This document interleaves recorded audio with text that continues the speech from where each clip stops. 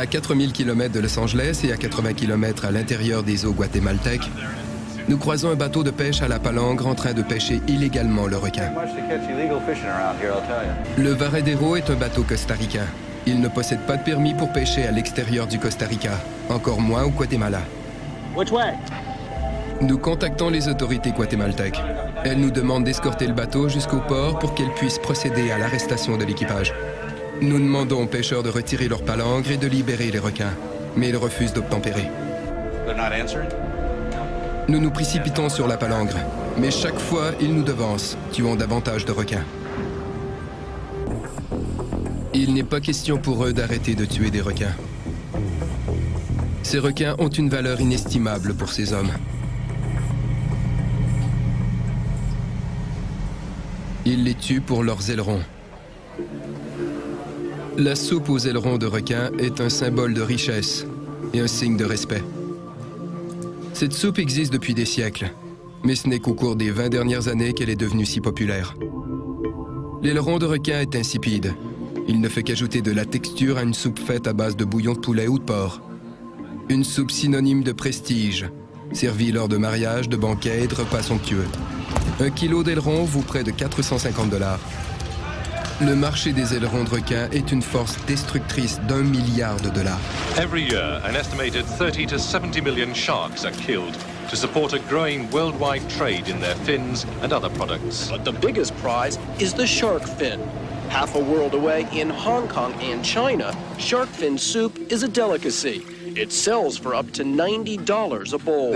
C'est un mets royal, un mets d'empereur. Ils font de la soupe à partir d'ailerons de requin. Aussi étrange que cela paraisse, tous les chefs chinois dignes de ce nom doivent maîtriser l'art d'apprêter une délicieuse soupe aux ailerons de requin. C'est ce qui cause le déclin des populations de requins.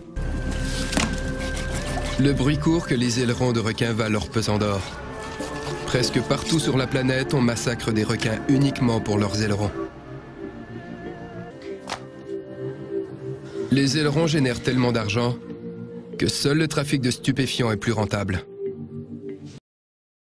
Pour la première fois depuis 400 millions d'années, les requins sont devenus des proies.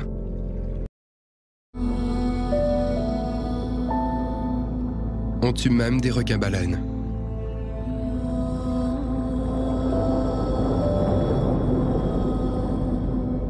Bien qu'il soit le plus grand poisson au monde, le requin-baleine n'a pas de véritables dents. Il se nourrit exclusivement de plancton. Ce doux géant sillonne les eaux chaudes du globe, là où le phytoplancton prolifère. On ignore où il s'accouple et quelle est sa longévité, bien qu'on estime qu'elle se compare à celle de l'homme.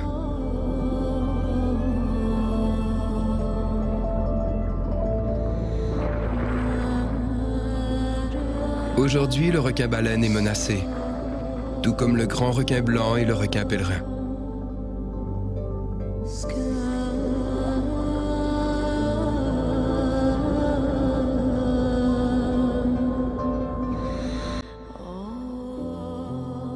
A large fin like this can now sell for more than $10,000 in China.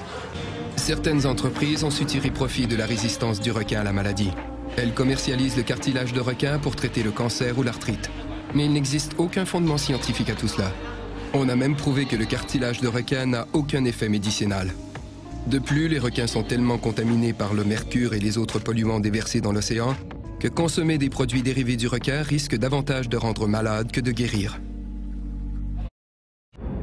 I finally realized that it's not just about saving sharks, it's about saving ourselves.